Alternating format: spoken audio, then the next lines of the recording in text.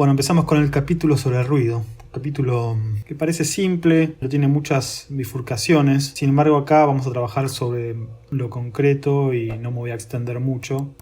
Voy a ir directamente a cuestiones prácticas. Esto que tenemos acá es el generador de ruido. El generador de ruido es el único módulo casi que es generador puro. O sea, en este caso no hay ninguna posibilidad de procesamiento de señales con el ruido ni nada por el estilo, porque cualquier cosa multiplicada por ruido es ruido. ¿Qué es el ruido? Bueno, tampoco me voy a meter en temas etimológicos sobre el significado del ruido ni lo que a historia musical nos se refiere. Bueno, hay muchos estudios sobre el tema, etcétera.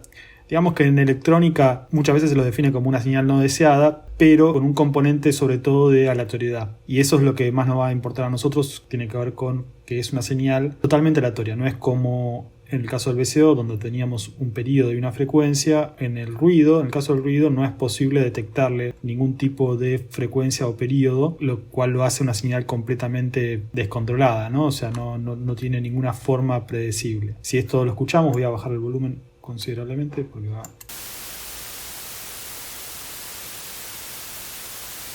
Esto es el ruido blanco más propiamente, y eso es todo lo que obtiene un generador de ruido. Cabe aclarar que obviamente estamos en una computadora, digamos, es una emulación de un sistema analógico, pero bueno, si ven los videos que hice sobre el funcionamiento de una computadora, se van a dar cuenta de que no existe la aleatoriedad en un sistema digital. Siempre son sistemas pseudo aleatorios, o sea, se busca una forma de darle un grado muy alto de inarmonicidad, pero nunca llega a ser un ruido real aleatorio como si se tratase de un sistema analógico.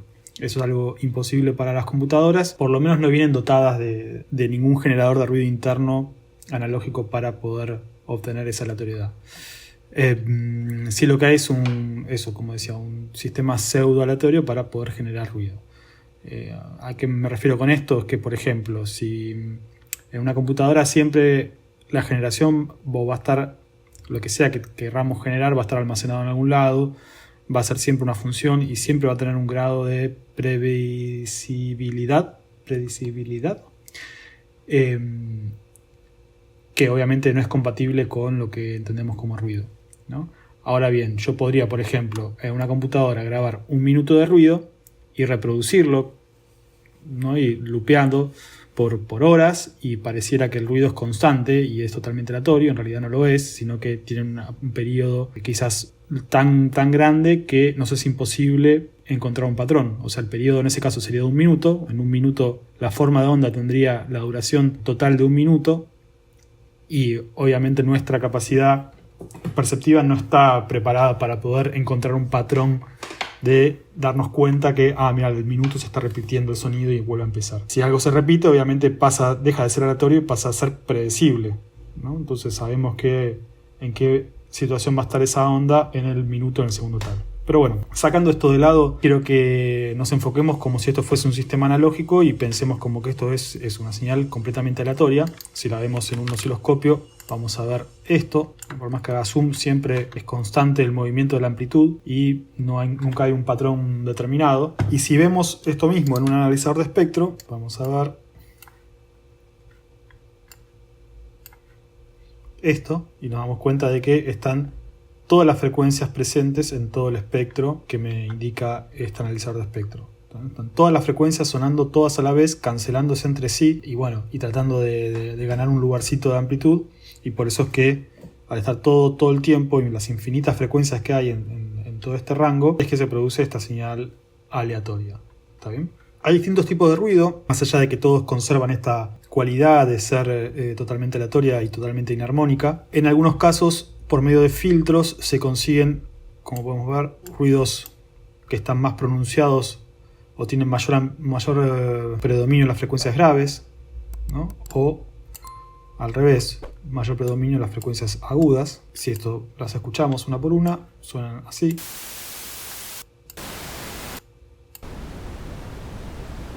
La roja es la más grave de todas, claramente.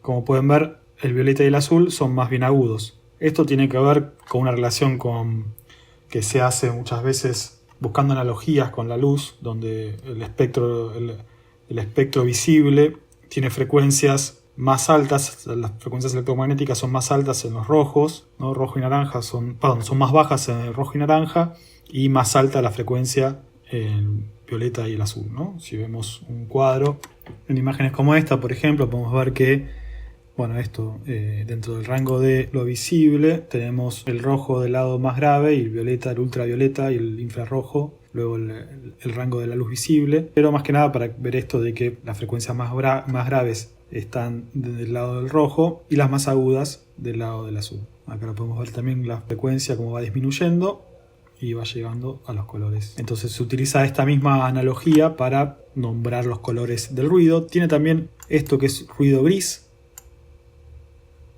que lo que hace es en realidad compensar la forma que tenemos de percibir con el oído, donde tenemos mayor sensibilidad en las zonas medias y menos en las zonas bajas y altas. Entonces se le da como una compensación en esta zona, también conocido como loudness, para que escuchemos plano, porque si bien esta señal es plana en todo su espectro, nosotros vamos a percibir más fuerte los medios que los graves y los agudos. Entonces, para que la percibamos plana, tiene que tener esta curva. Si lo escuchamos.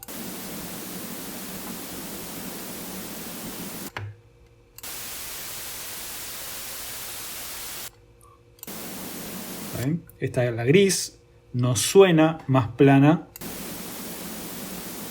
en el sentido que están toda mayor cantidad de frecuencias presentes, que en esta que pareciera que, aunque se ve plana, percibimos más un cierto componente medio de la señal.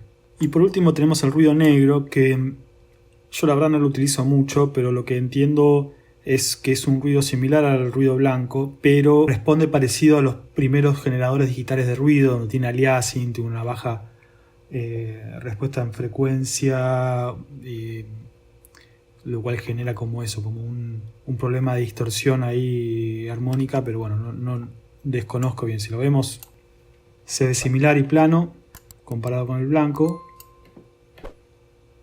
Quizás un poquito más de nivel tiene el blanco, pero nada, fuera de eso, yo la verdad es que no lo utilizo mucho, pero no quería dejar de comentarlo. Si utilizamos un filtro, obviamente podemos ver que es muy útil, sobre todo el ruido blanco, se utiliza mucho para mediciones, porque por ejemplo podemos ver con esto bien la respuesta del filtro.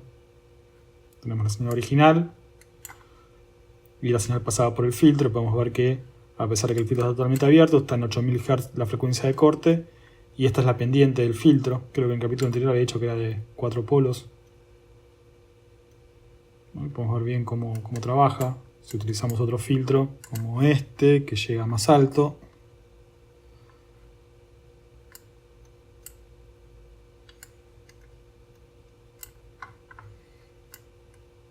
podemos ver que totalmente abierto llega mucho más, llega a los 20.000, de hecho como marca acá, y a partir de ahí cae, y que tenemos la posibilidad de cambiar la pendiente, como habíamos comentado, y podemos visualizar todo este tipo de cosas.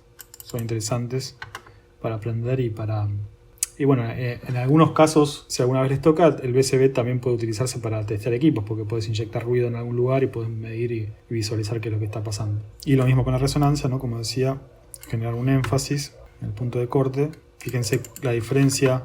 Bueno, ahora estamos en el capítulo de ruido, pero volviendo al tema de los filtros, como en este caso el énfasis se produce amplificando la zona de la frecuencia de corte, mientras que en este caso ese énfasis se produce atenuando todo lo demás y simplemente dejando ligeramente amplificado el punto de la frecuencia de corte. Pero bueno, nada, si esto, una aplicación práctica, vamos a hacer un conexionado simple para ver con un VCA, una envolvente, y vamos a utilizar primero el ruido violeta. Vamos a conectar la envolvente al VCA y esto a la salida. Vamos a poner un ataque rápido y vamos a sacar el sustain y vamos a poner un tiempo de decay cortito.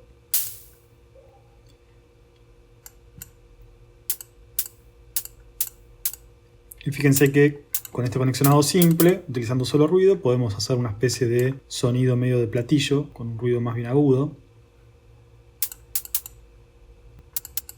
Incluso podemos ir a, no sé, un hi-hat cerrado, un hi-hat más abierto. Obviamente hay formas mucho más complejas de hacer un sonido de hi-hat, pero con muy poquito. De hecho, así es como se hacen los sonidos en las primeras máquinas de ritmo, como la TR-808, 909. Muchos sonidos están hechos, creo que la 909, no me acuerdo si ya eran digitales, pero la 808, que todavía era analógica a full, los sonidos de platillos son simplemente esos generadores de ruido con envolventes muy simples. Y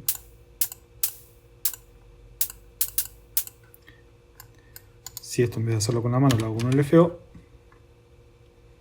voy a utilizar esto para dispararla.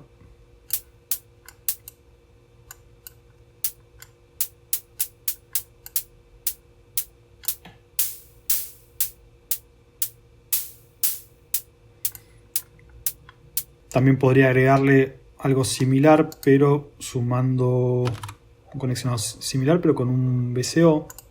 Voy a utilizar una senoidal y vamos a sumar. Tenemos los dos sonidos ahora, lo vamos a sumar por medio de un mixer, al 1 con el 2, y disparar esta envolvente también con el mismo LFO. Sí, vamos a bajar el volumen de ambos.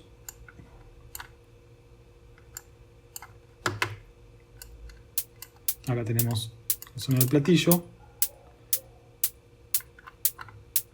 que si usamos un sonido un poquito más grave, por ejemplo el ruido rojo,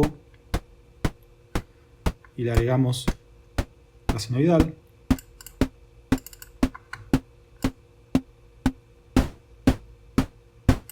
corrigiendo un poco la envolvente, hacemos este sonido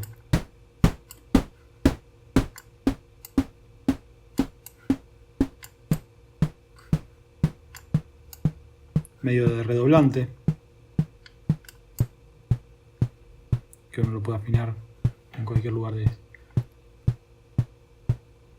Fíjense que el ruido es lo que nos faltaba dentro del esquema clásico. Creo que en el capítulo anterior, o no me acuerdo en cuál, hablé sobre el tema de que un poco la síntesis intenta recrear los sonidos acústicos, ¿no? De manera controlada, como si fuese una especie de modelado físico de objetos sonoros. Y creo que hacía la analogía con el tema de la voz, de cómo tenemos las cuerdas vocales para generar nuestras vocales, valga la redundancia, y nuestra boca que nos hacía de filtro, pero también utilizamos para la boca para generar lo que son las consonantes, que no son generadas por las cuerdas vocales, sino que son generadas por pasajes de aire como ¿no? Para la S, o no sé, la R, que es una combinación de ruido con cuerdas, con notas afinables. Y el ruido vendría a ser, acá en la generación de ruido, tenemos justamente todo ese componente que nos faltaba, que no puede ser generado por medio del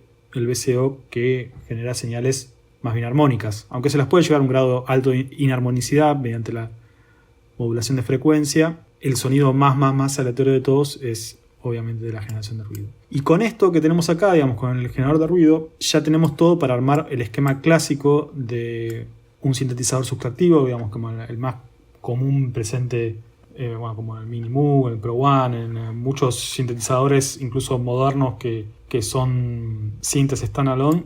Lo que tienen adentro es una configuración, el MS-20 también, es una configuración de sintetizador sustractivo, o sea, varios generadores, entre ellos, no sé, puedo dar 2 osciladores, un generador de ruido. Todo eso va a parar a una mezcladora, que no se puede ser diente de sierra, cuadrada, y el ruido blanco generalmente, pero bueno. Y con esto uno puede combinar cada uno de estos sonidos en la proporción que uno quiera, afinar los osciladores también como uno quiera. Vamos a poner esto en 100 y 300, y luego esto así mezclado pasarlo por un filtro para moldear su timbre, luego pasarlo por un amplificador para controlar su amplitud, y luego un par de envolventes para controlar estas últimas. Y luego utilizo el módulo de conversión de MIDI a CB. Con la salida de gate disparo ambos envolventes, y con el voy por octava controlo la afinación de ambos VCO. Si esto lo conecto, esto lo vamos a sacar. Conecto la salida. Tengo que poner acá teclado.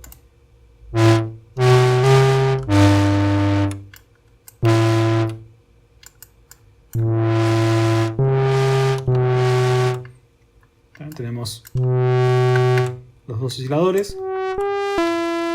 Primer oscilador. Segundo oscilador. Y después ruido, que se puede usar o no, digamos, indistintamente, ¿no?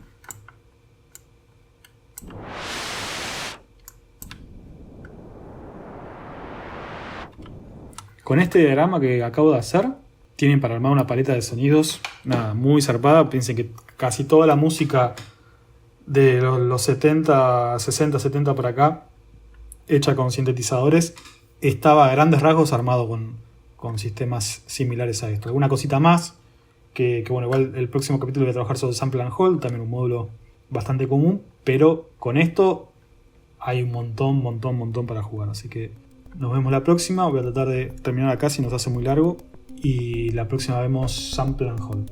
Y no se olviden de suscribirse, muy importante.